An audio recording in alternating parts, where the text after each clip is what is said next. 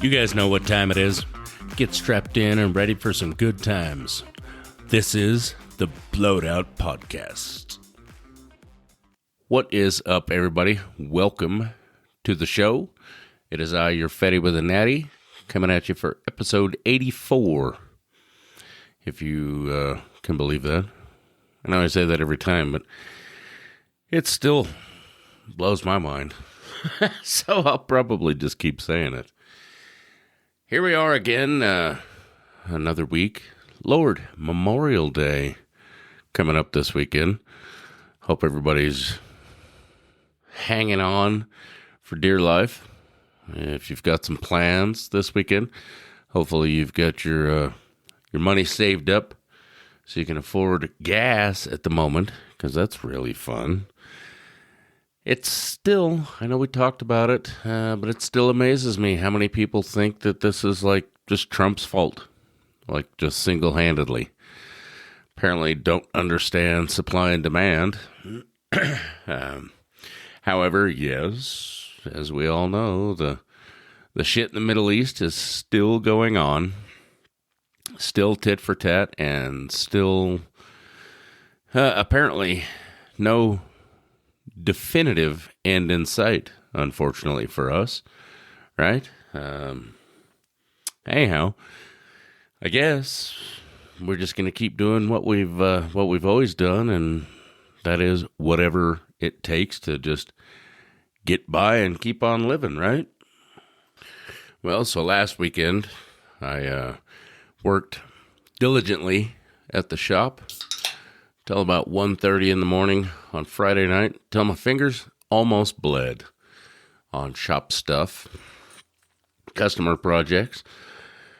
And then it was the girl child's weekend to go hang out and have fun with Dad, so we decided to wake up on Saturday morning and load up the bikes and head for the Knolls. If any of you guys are familiar with that place, it's out towards the Bonneville Salt Flats, and it borders the Utah Test and Training Range. So there's some pretty cool stuff out there. All kinds of wild riding. Hills and dirt and sand and dunes and all kinds of... It's honestly, it's a great place to go ride.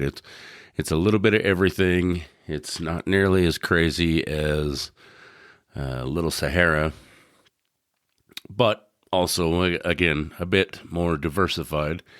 The bonus is it's just wide open. It's like, I don't know, it's something like 14,000 acres or, I don't know, 38,000 acres. It's some ginormous thing that I've never seen any of the boundaries with my own eyes. Technically, if you skirted the fence, you could ride, oh Lord, clear into Nevada.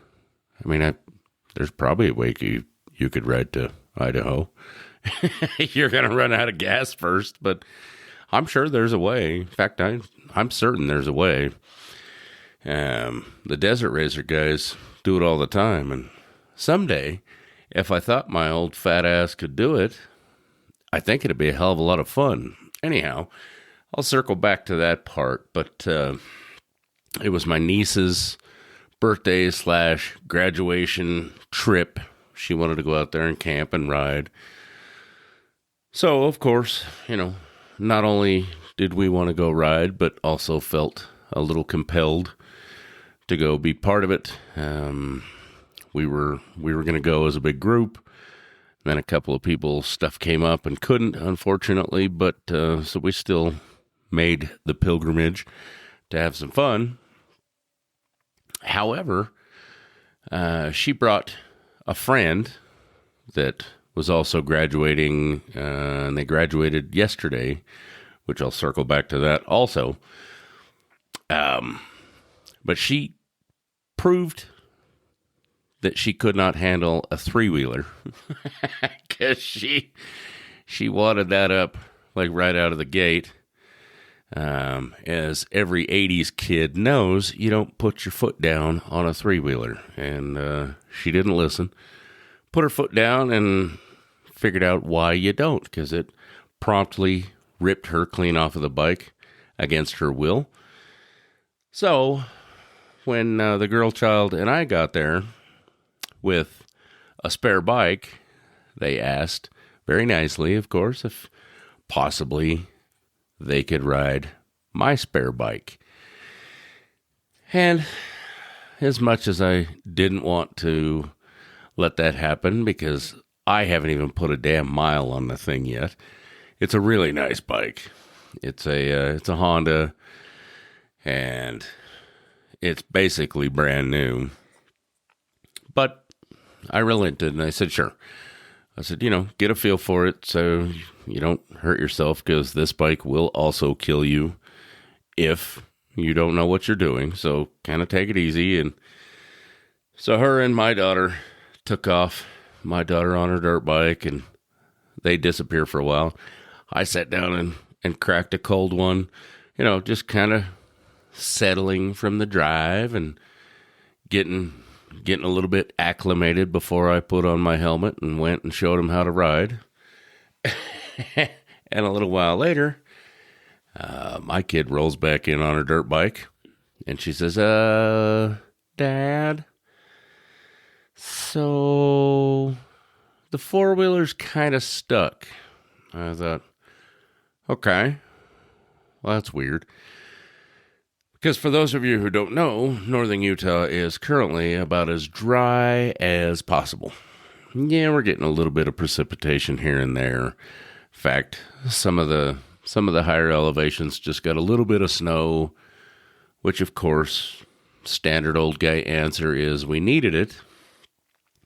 But I'm thinking, well, that's weird. How do you get stuck in the desert? I mean, obviously there's a lot of ways, but without actually knowing. So so a couple of us jump on our bikes and we follow them out a ways from camp. And sure enough, there is my four-wheeler just buried in the only mud puddle for probably, I don't know, 100-mile radius, I'm going to guess. God damn it. You got to be shitting me. How is that even possible? Nonetheless, I didn't get dirty. I said, well, look here, I've got a winch. This is cool. So I made the kids that were already muddy drag the winch over, and I pulled the bike out. And needless to say, she almost didn't make her graduation yesterday when I saw how muddy that bike was. And then yesterday, we went to their graduation because, like I said, it was my niece. So the kids and I went to their graduation, which, for those of you who know Northern Utah, was at the D Event Center at Weber State University. This place holds, it's a basketball stadium. It's like a multi-use sports arena, I guess, for lack of a better term. It's not little. It's not huge. It's no Staples Center, but it probably, I would dare say, holds 30 or 40,000. Well, we got there, and this particular school had a graduating class of like 680 kids. Holy Santa Claus shit. I have never seen anything like this in my life. I went to a pretty decent-sized high school, guys. I went to Ogden High. I graduated from Ogden High in 1994. So, yeah, things have changed a little bit. But this thing, they had like 3 sections that they weren't allowing anyone to sit in. It was for the choir, like the band. And then what I assume is because it was like behind the cameras and everything for the live streams and everything else, they didn't want a bunch of people and hillbillies and stuff flipping people off and, generally being the inconsiderate folks that society has become behind the podium and everything, for all the cameras to pick up. So shy of those 3 sections, that place was packed to the gills. I had to hike my fat ass literally to the top row right against the ceiling. It was the damnedest thing I've ever seen. There was 10,000, 12,000 people if there was one. I could not believe it. I absolutely blew my mind. But it was nice, and then they rifled through them 680 kids just as fast as humanly possible. Like I say, it's one of the damnedest things I've ever had to bear witness to as far as any kind of a school function or graduation. I've never been to anything like that, guys. But then I went and spent what I assume was, I don't know, $30 or $40. I didn't look because I don't want to know, and about an hour of my life that I'll never get back trying to clean all the mud off of that bike and make it look brand new again. Little butthole. Needless to say, I am moving forward. I am reevaluating who I let ride any of my bikes. At least ones that are going to fix it or help me clean it if they mess it up. Anyhow, thank God they're all sparkly clean and put away in the garage, all put to bed now. But, man, just the events over the last few days have just been crazy. And as my good friend, my dear friend, I hope he still listens, at least one of the people who convinced me to give this whole thing a go in the first place, Shane, once told me before I had even started, and we used to have this conversation late at night, working graveyards together, building jet engines. He said, it's actually would be pretty cool, if you started the podcast and everything, at least you would have this great account of historical events, forever. And your kids could go back and listen, and you could go back and listen and everything else to the stories and everything else. So that's why part of the reason that I go down these rabbit holes with stories and everything else is, A, I hope they're entertaining, and B, yeah, it is kind of a digital journal, so to speak. So it's kind of fun, and there you got a little bit of insight into what my weekend looked like. On the way home, or on the way out, rather, we woke up to, 45 degrees and probably 60-mile-an-hour winds. Just in case, and I looked like something straight out of Mad Max trying to tear down camp and get all the bikes loaded so we could try and get out of there.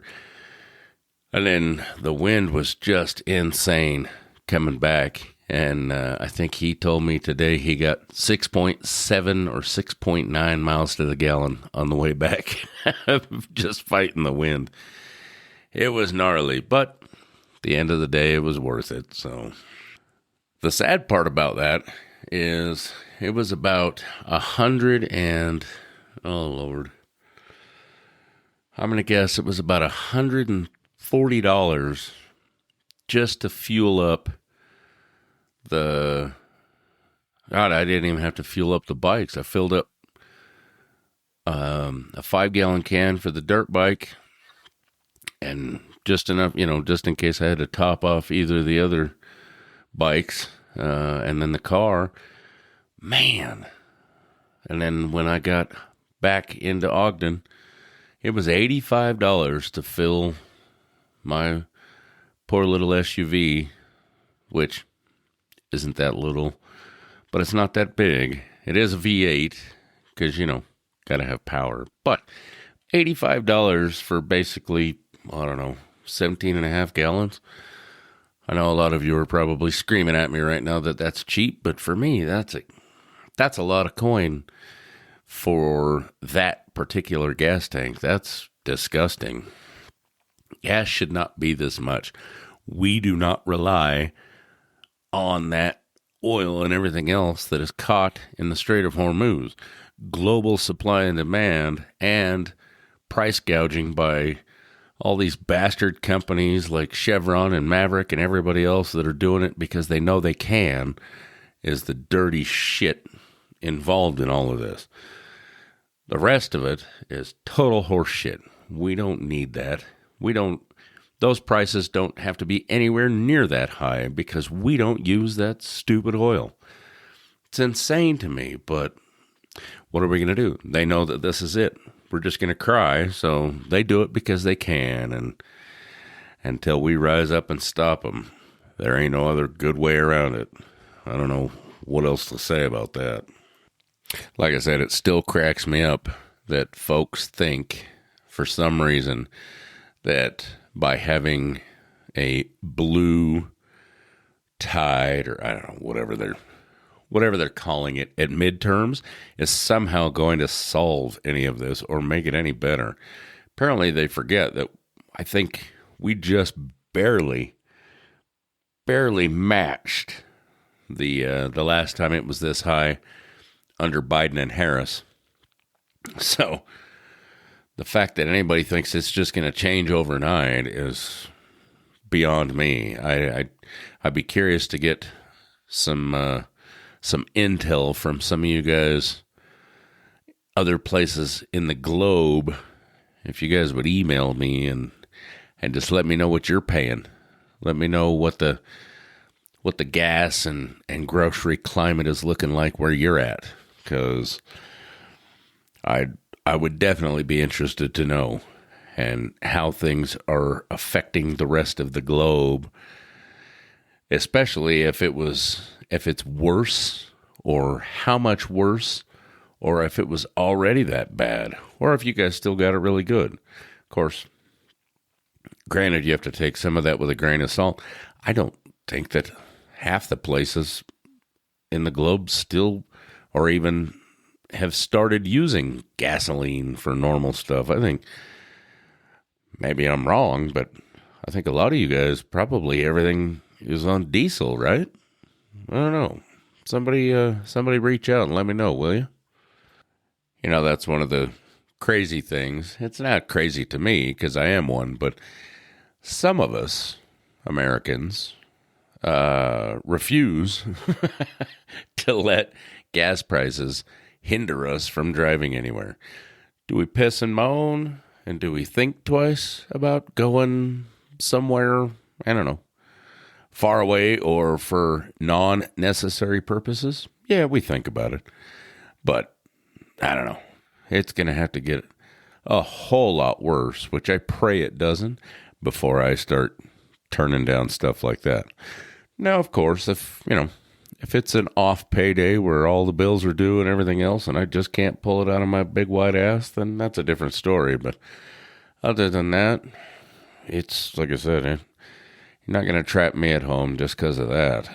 As long as I can afford a loaf of bread and a slab of bologna, I'm gone. Also, for those of you who know me, it sure seems like I play a lot, but I also work a lot too. So, for every time you guys get to hear a story about having a good time or whatever else, it's because I've worked what I would assume is, I don't know, 60 or 70 hours just to get to that point. Usually I'm up, like right now. This episode of the show will publish probably around midnight, if not 1 a.m. Tonight. But that's just one of 7. The rest of the time, I'm usually slaving away at the shop or at work or cutting stickers or banners or doing stuff till 4 or 5 in the morning. That's just how it goes. I work hard and play harder. It's not always. I sleep here and there. And when I sleep, by damn it, I sleep and I enjoy it. But, like I said, I feel like I at least earn what I do. So, I either earn the sleep or I earn the playtime. Not always, but for the most part. Anyhow, we're going to take a break and let this here commercial roll, which I should update. Just so you guys know, I can't remember if I mentioned it or not, but we're now up to 265 cities in 57 countries. And as always, I can't thank you guys enough. Anyhow, we'll be back after a little potty break. Hey folks, Ryan here, aka the Fatty with a Natty. Are you a business owner or marketing director looking to explore advertising on the Blowed Out Podcast? As we prepare to enter our 4th season, we've gained a listening audience in over 125 cities spread across 21 countries worldwide. That includes a very large listening base right here in northern Utah. To find out how we can help your business grow or to discuss pricing and frequency options, email us at blowedoutpodcast@gmail.com and be sure to include marketing in the subject line. Again, that's blowedoutpodcast@gmail.com, subject marketing.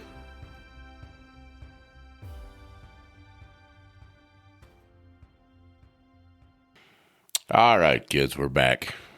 Over the break, I was reading some things that unfortunately are going to have to lead to a bit more serious of a conversation here for the rest of this episode. I read a thing that said Iran is gearing up and boning up basically for the next phase of this war, which is dumb because, first of all, no one has declared war, which we've talked about. But it said, and of course, once again, we don't know what's true or not, but it said that there are like AK-47 kiosks in Tehran, and they're advertising, I guess, or I don't know, running commercials on how to load your AK-47, how to operate it, and how to properly stand and everything. Oh, Lord. This is probably going to get ridiculous.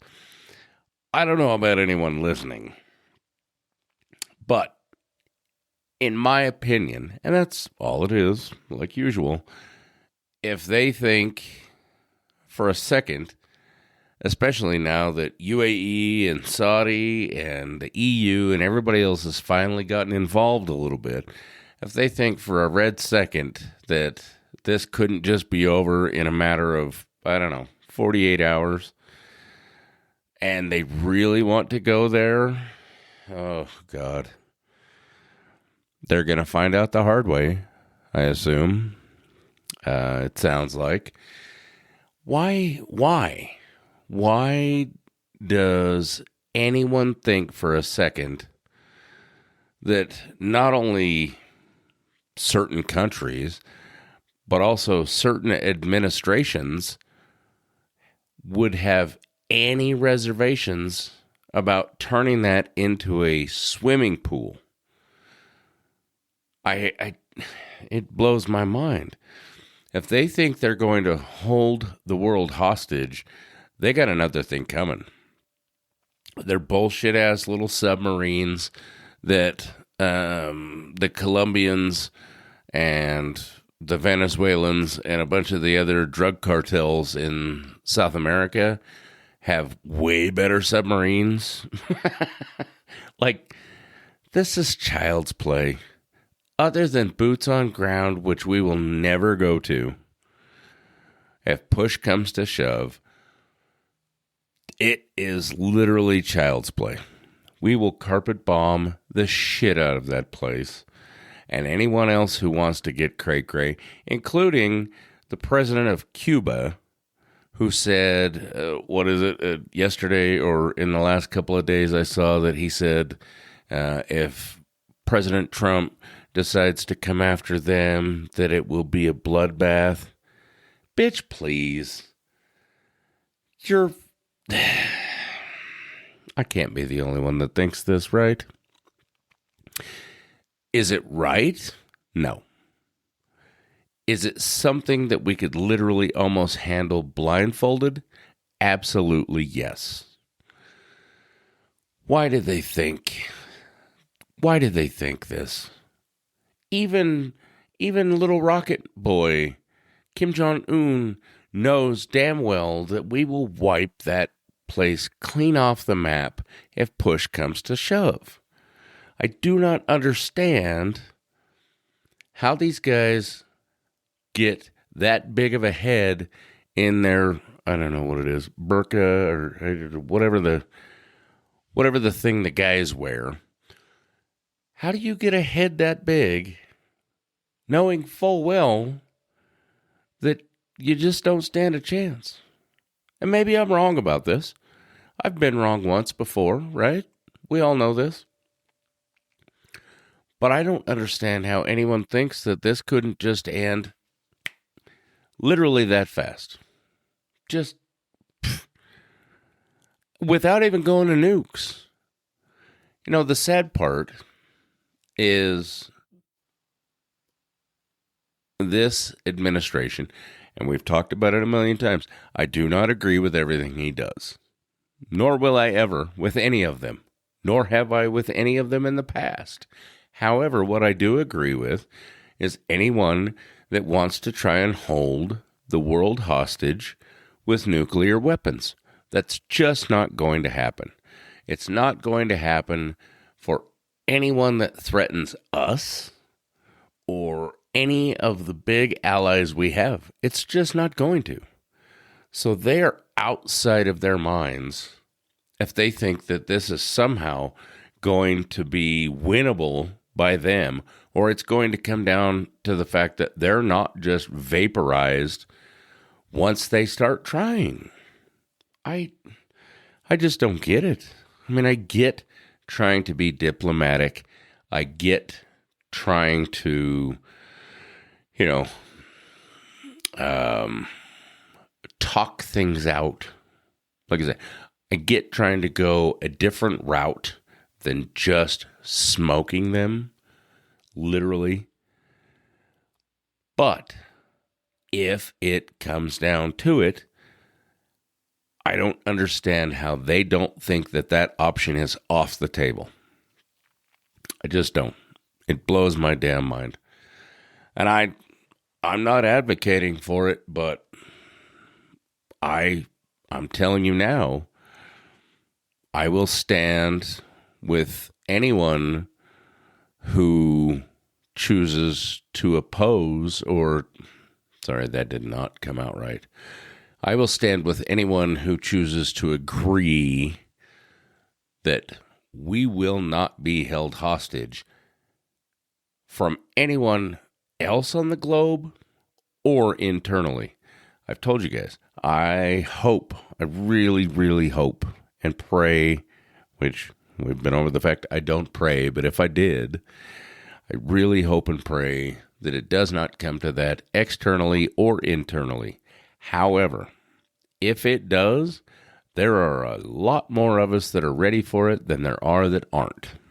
Well, I guess I at least hope. But there's a hell of a lot of us who are ready. So, until something monumental changes, there's a bunch of us old Gen Xers who were just ready for Red Dawn because we saw it as kids and we've watched it over and over and over again. And I am almost willing to promise it won't be on our watch.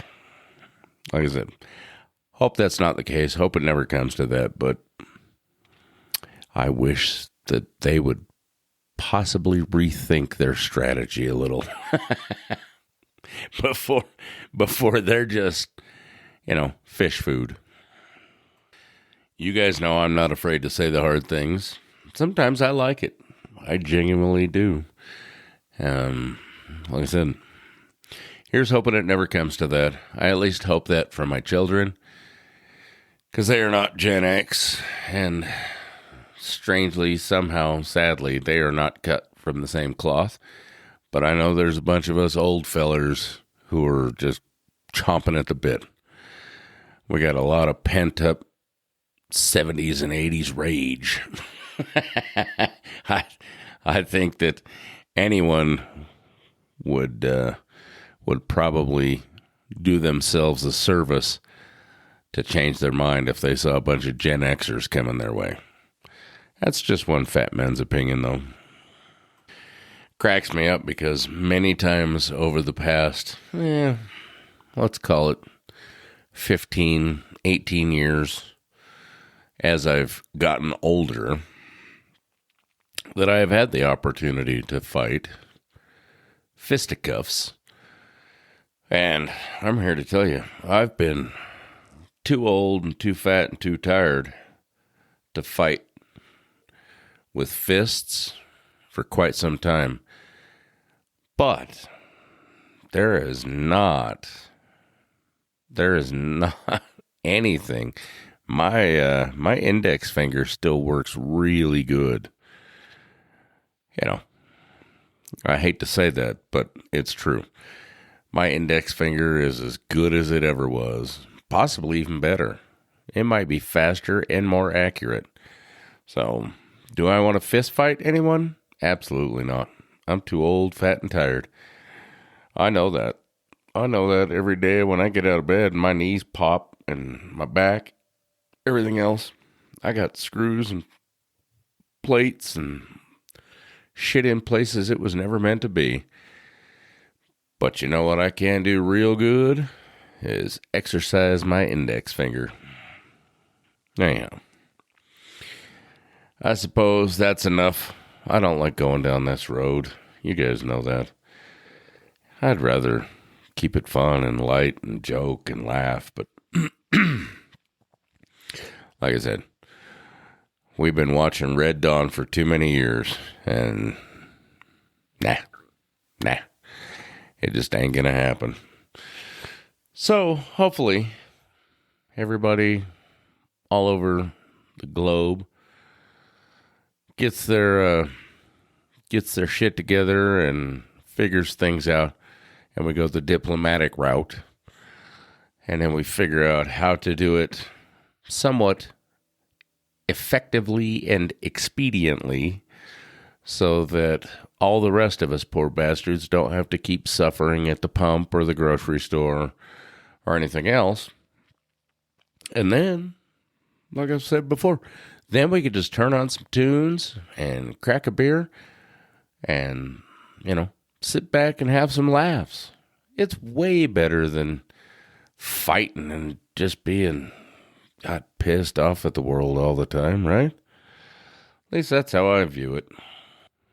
Maddie, without a natty, and myself were just talking about this over the last couple weeks, and I may have mentioned it, but, in our opinion, if everyone would just take their toys and go home and keep their damn hands to themselves, the world would be a much better place. Like, if everyone would just mind their own damn business, like neighbors, be a decent neighbor. You mess around, there you go. I'll keep it semi-PG. If your neighbor's a shithead, then you deal with that neighbor. But I don't care about the dude across town or what he's doing. Everyone, I tried to say everybody, sorry. But everyone would be so much better off if they just kept to them damn selves. And then we wouldn't have to be in this bullshit. So if everyone would just take their toys and go home, and your border is your fence, and you stay within your fence and do whatever the hell you want to do in your yard, then we'd be fine. Then we wouldn't have to worry about all this mess. Just do your own damn thing. We all got to go to the grocery store. We all got to go to the gas station, right? So yes, commerce is still going to happen. We're still going to buy stuff. We're still going to, go to the store that isn't, in our yard, so to speak. So it's a pretty simple concept, right? If your neighbor's yard is better than yours, fix your damn yard. Don't try and take their yard. Christ, it's a simple concept. It's just asinine. But all these clowns want to keep fucking around and finding out. Sorry. See, now I'm getting all turned up. I'm going to go take a lisinopril. It's just maddening. But like I said, if these folks keep wanting to try and take other people's yards. Sadly, this also applies to us. Right? We have no business taking yards that aren't ours either. We need to worry about our own damn yard in this context. However, some of these folks forget that Isoroku Yamamoto said that if they were ever to invade mainland U.S., there would be a rifle behind every blade of grass. That hasn't changed. And again, I hope that it never comes to that, because a lot of people gonna mess around and find out. I'm trying not to say the F word so much. But, again, if everyone would just stay in their yard, stay in their lane, including us, I don't disagree.